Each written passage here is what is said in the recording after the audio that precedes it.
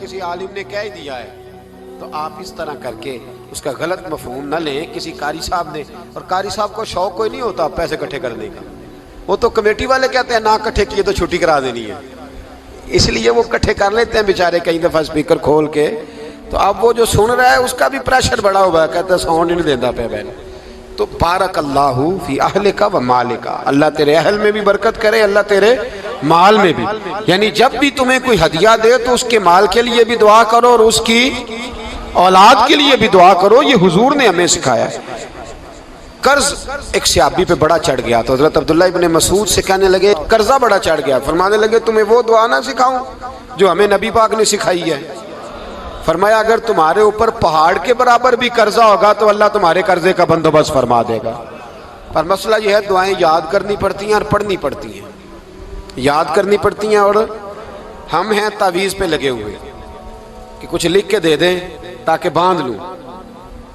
دعا سکھائی نبی پاک نے کیا فرمایا؟ اللہم اکفنی بحلالک عن حرامک واغننی بفضلک عمن سواک.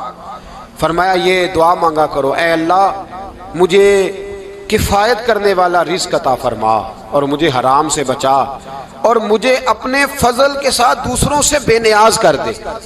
یعنی اس کا سادہ ترجمہ یہ ہے کہ اللہ بندوں کا محتاج نہ کر، مجھے اپنا محتاج. فرمایا یہ دعا پڑھو ادائے قرض کے لیے، ادائے قرض کے لیے یہ دعا پڑھو.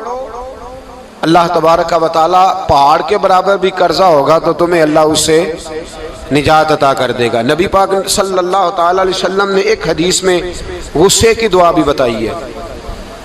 ویسے میرے خیال میں لوگوں کو غصہ نہیں آتا، آج کل غصہ نہیں آتا، لوگوں میں تکبر آ گیا ہے. اپنے سے چھوٹے پہ غصہ آتا ہے، اپنے سے تگڑے پہ کیوں نہیں آتا؟ جس آدمی نے گلی پہ خیرات مانگنے والے پہ غصہ کیا وہ ایس ایچ او صاحب پہ کیوں نہیں کرتا؟ غصہ تو غصہ ہے نا، سب پہ ہونا چاہیے، لیکن بڑا سمجھدار غصہ ہے. غریب آدمی کو دیکھ کے غصہ آتا ہے، امیر آتا ہے تو غصہ نکل جاتا ہے. تو میں تو کہتا ہوں لوگوں کو غصہ، اگر تجھے غصہ آتا ہے تو مار دیوار کے ساتھ ٹکر تیرے غصے کی سمجھ آئے. یہ کس قسم کا غصہ ہے جو غریب پہ ہی ہاتھ اٹھا رہا ہے؟ تو خدا را خیال فرما. غریبوں کے حق میں بڑا غصہ، مجبوروں کے حق میں بڑا غصہ، ماتحتوں پر. اور اگر چودھری صاحب آ جائیں تو چودھری صاحب آ جائیں تو پھر بہانہ بنا لیتے، کہتے غصہ تو مجھے بڑا آیا سی، پھر میں کیا میرے گھر آیا ہے، پھر بہانہ بنا لیا. ایسے نہیں کرو. نبی پاک صلی اللہ علیہ وسلم نے دعا سکھائی بخاری میں، فرمایا جب غصہ آئے تو پڑھا کرو اعوذ باللہ من الشیطان. آتی ہے نا دعا ماشاءاللہ، اعوذ باللہ من الشیطان. جب غصہ آئے تو یہ والی دعا پڑھ لیا کرو. نبی پاک علیہ الصلوۃ والسلام نے ارشاد فرمایا کہ جب تمہارے بھائی کو چھینک آئے نا تو چھینک آنے والے کو کہنا چاہیے الحمدللہ. چھینک آئے اس نے کیا کہنا ہے؟ یاد ہو جائے گا کیا کہنا ہے؟ الحمدللہ. اور جو سنے اس نے کہنا یرحمک اللہ. کیا کہنا ہے؟ یرحمک اللہ، اللہ تجھ پہ رحم کرے. یہ پڑھنا ہے اس نے. حضرت عبداللہ بن مبارک رحمۃ اللہ تعالی علیہ نا دریا کے کنارے کھڑے تھے، کشتی سے اترے تھے ابھی اور وہیں کھڑے تھے. تو ایک آدمی، دو چار لوگ کشتی میں کنارے سے آپ کے پاس سے گزرے تو ایک کو چھینک آئی، اس نے کہا الحمدللہ.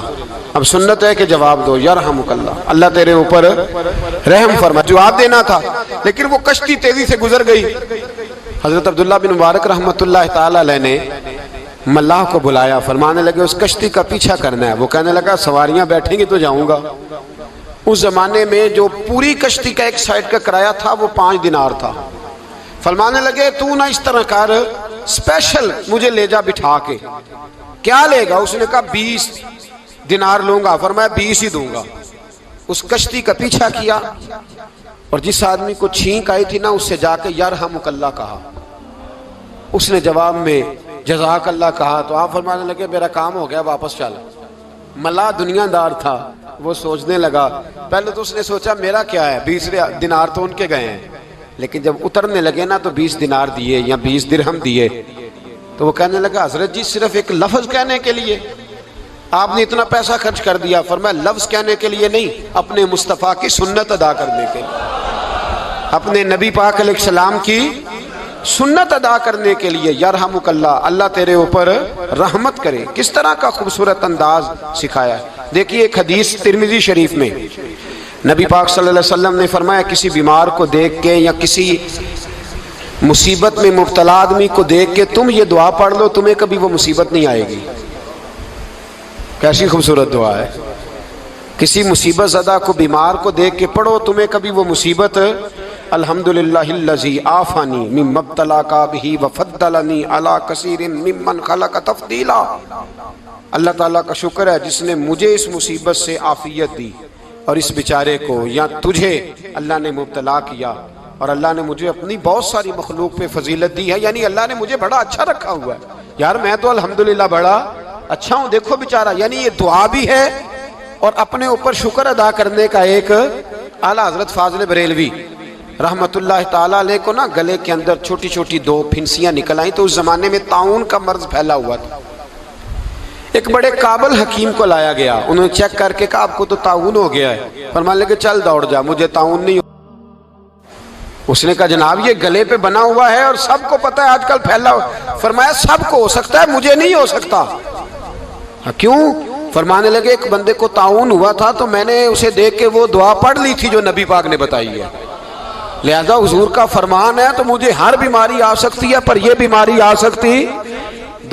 وہ شخص کہنے لگا جی منہ میں بھی گلٹیاں چلی گئی ہیں، کھول نہیں رہا، کیا ہوگا؟ اعلیٰ حضرت نے کالی مرچ منگوائی، اسے پیس کے زبان کے نیچے رکھا تو ساری بیماری دور ہو گئی۔ فرمانے لگے بلاؤ نہ ذرا اس حکیم کو جو کہتا تھا طاعون ہو گیا ہے، وہ تو صحیح ہوتا ہی نہیں اتنی جلدی۔ فرمایا ہر چیز بدل سکتی ہے پر میرے نبی کا فرمان نہیں بدل سکتا، میرے رسول پاک علیہ السلام کا فرمان نہیں بدل سکتا۔ تو عزیز دوستو، نبی پاک اب بڑی خوبصورت بات آئی، ساری خوبصورت تھی، بڑی پیاری بات آئی۔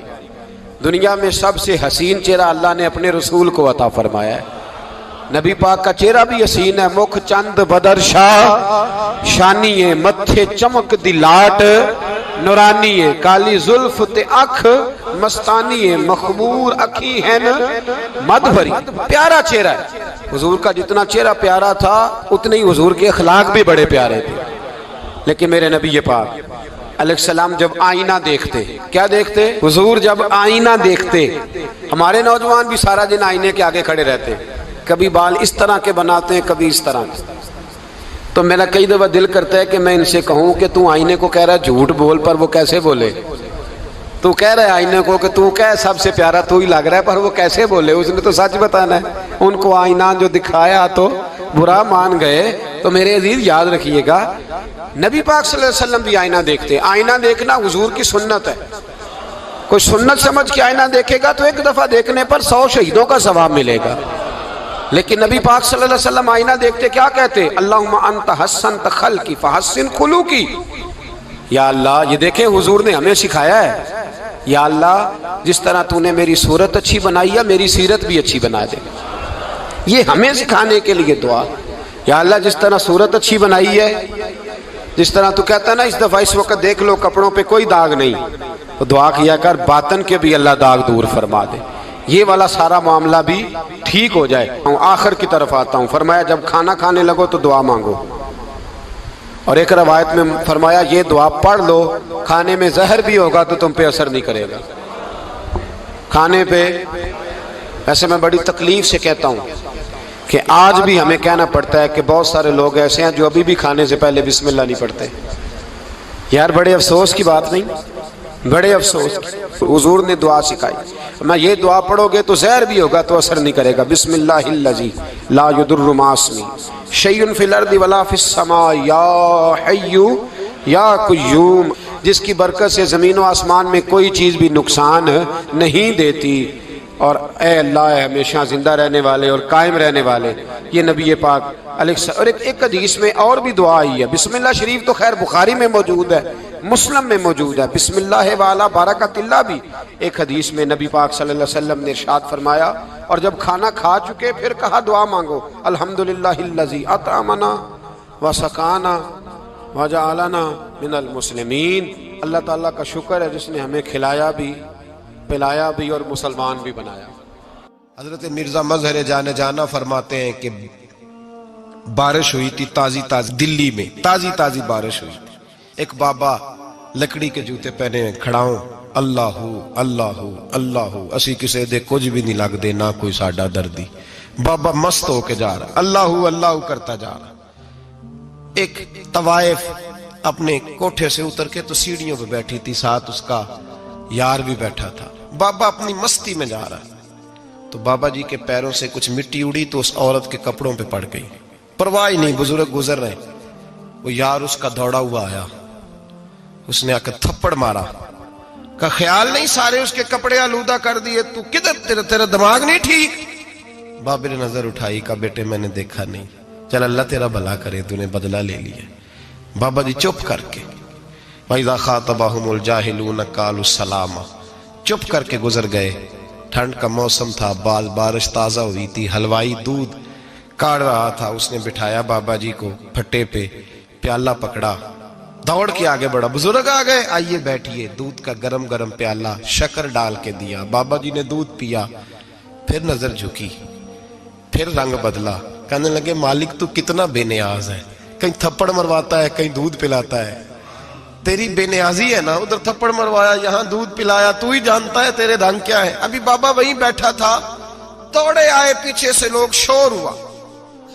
بابے کو دبوچ کے وہاں لے گئے جہاں اس نوجوان نے تھپڑ مارا تھا. کہا تو اللہ کا بندہ ہے، اللہ کے بندے بد دعا تو نہیں دیتے.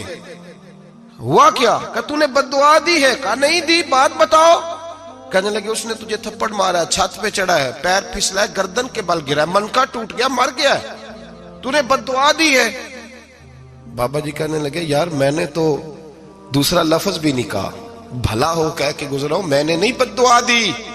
کہا تو نے دی ہے تبھی تو مر گیا. کہا نہیں دی.